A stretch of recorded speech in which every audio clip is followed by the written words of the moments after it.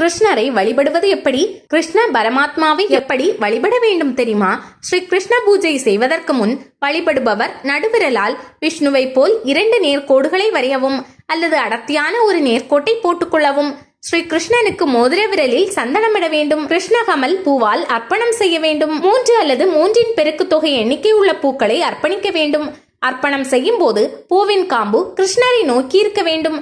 பூக்களை நீள்வட்ட வடிவத்தில் அலங்கரிக்க வேண்டும். சந்தனம், தாழம்பூ, மல்லிகை, மனம் கொண்ட ஊதுபத்தியை உபயோகிக்க வேண்டும்.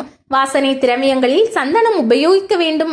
ஸ்ரீ கிருஷ்ணனை 3 முறை அல்லது 3 பெருக்கல் தொகை எண்ணிக்கை பிரதட்சணம் செய்ய வேண்டும். கிருஷ்ண ஜெயந்தி கொண்டாடும் முறைகள். ஆலயங்களில் கிருஷ்ண ஜெயந்தி அன்று ஸ்ரீ கிருஷ்ணனுக்கு விசேஷ அபிஷேக ஆராதனைகள் நடைபெறும்.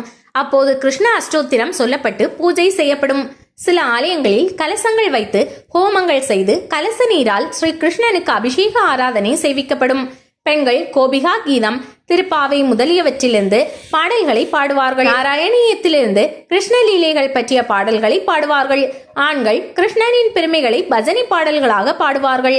இசைக்கருவிகளான மத்தளம், ஹார்மோனியம், புல்லாங்குழல், கஞ்சிரா, ஜால்ரா போன்றவை பயன்படுத்தப்பட்டு எங்கும் ஹரே ராமா ஹரே கிருஷ்ணா என்ற கோஷங்கள் ஒலிக்கும்.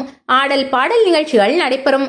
சில ஆலயங்களில் கிருஷ்ண லீலைகள் நாடகமாக நடித்து காட்டப்படும். கேரளா போன்ற இடங்களில் மோகினி ஆட்டம் நடைபெறும். சில ஆலயங்களில் உரியடி நிகழ்ச்சிகளும் நடைபெறும். இரவு உற்சவர் புறப்பாடு நடைபெறும். உற்சவர் வீதியுலா வரும்போது பின்னால் பஜனை செய்து கொண்டு பக்தர்கள் வருவார்கள். முன்னால் கிருஷ்ணர் ராதை வேடமிட்டவர்கள் ஆடி பாடி கொண்டு செல்வார்கள். பறைகள் முழங்க, கொம்புகள் ஊத, நாதஸ்வரம் ஒலிக்க ஸ்ரீ கிருஷ்ணர் வீதியுலா வருவார். பகவான் திரும்ப ஆலயத்திற்குள் எழுந்தருளியதும் ஆரத்தி காட்டப்படும். மங்கள வாத்தியங்கள் முழங்க கிருஷ்ண ஜெயந்தி சிறப்பு வழிபாடுகள் நிறைவடையும். பக்தர்களுக்கு பிரசாதங்கள் வழங்கப்படும். இவ்வாறு ஆலயங்களில் கிருஷ்ண ஜெயந்தி விழா பலவித முறைகளில் கொண்டாடப்பட்டு வருகிறது. வழுக்கு மரம் ஏறுதல், உரியடி போன்ற நிகழ்ச்சிகளும் நடைபெறும்.